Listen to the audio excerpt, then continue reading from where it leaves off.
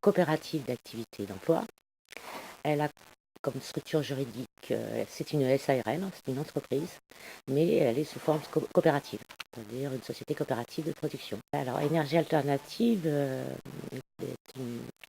un nouveau métier en fait des coopératives, des SCOP, qui consiste à offrir à des futurs créateurs la possibilité de tester et développer la faisabilité économique en grandeur réelle de leur activité. C'est-à-dire ce sont des personnes qui veulent créer leur activité, mais qui, soit parce qu'ils craignent de ne pas trouver leur marché, soit ils craignent de ne pas être chef d'entreprise, pouvoir être chef d'entreprise, soit ils ne connaissent pas bien tous les paramètres de la gestion, de la comptabilité, de la fiscalité. Donc au lieu de se lancer tout seul tout de suite, ils viennent à la coopérative et ils testent. Voilà, et ils développent, mais l'intérêt c'est que c'est dans une entreprise collective. C'est-à-dire ils sont pas chacun, ils gèrent chacun leur activité, mais au sein d'une entreprise collective et coopérative. Et quel est l'apport d'énergie alternative auprès de ces entrepreneurs, justement?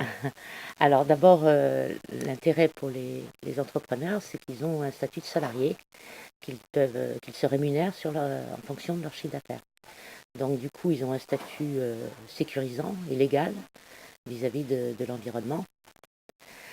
Ensuite, les permanents de la coopérative s'occupent de tout ce qui est gestion, comptabilité de leurs comptes, leur facturation, établissent leur fiche de paye, règlent pour eux leurs charges. Voilà. Une fois que la personne est salariée, donc elle génère du chiffre d'affaires, à ce moment-là, elle reverse 10% de son chiffre d'affaires hors taxe à la coopérative en termes de mutualisation.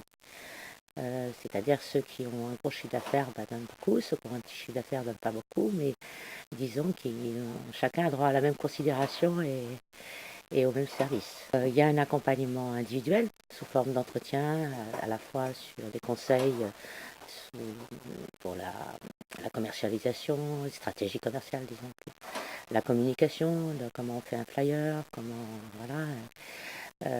Et puis après, il y a des ateliers collectifs aussi qui permettent de mettre en relation aussi les entrepreneurs. Donc vous avez des ateliers sur les aspects juridiques, sur les aspects gestion, comptabilité, sur les aspects commerciaux, voilà, toutes sortes d'ateliers qui sont aussi souvent demandés par les entrepreneurs eux-mêmes ou offerts par les partenaires de la coopérative.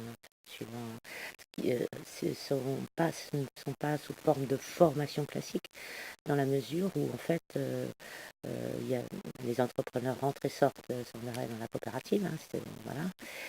Malgré ce, ils peuvent rester quand même un certain temps, puisque les contrats qu'ils ont à la coopérative sont des contrats à durée indéterminée, donc c'est aussi différent d'une société de portage, ce qui permet donc à la personne d'avoir le temps de bien tester et développer son...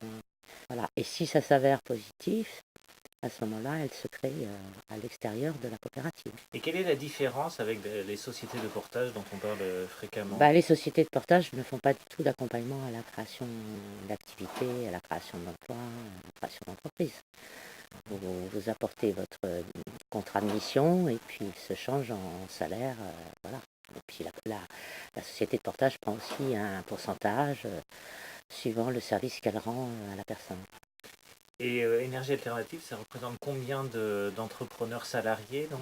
Alors sur énergie alternative, dont le siège social est à 7, a quand même 7 autres implantations dans la région PACA et la région Languedoc.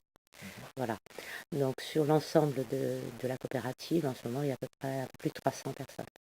Sur 7, on oscille entre 40 à 50 personnes chaque année. Des personnes qui sont donc accompagnées, qui sont salariées. Et vous avez une idée du pourcentage d'entrepreneurs salariés qui se créent après?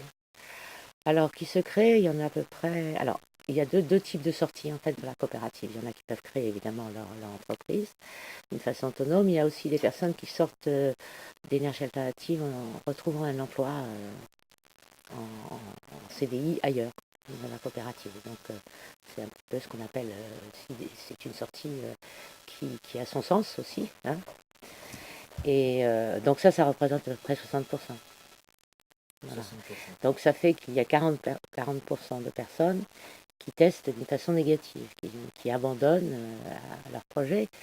Mais disons qu'ils abandonnent, mais sans avoir fait de pertes, sans avoir hypothéqué leur maison, etc. Comme il peut arriver à un chef d'entreprise qui ne réussit pas. Voilà. Donc ils renoncent à leur projet pour le moment et en général ils recherchent un emploi salarié ailleurs.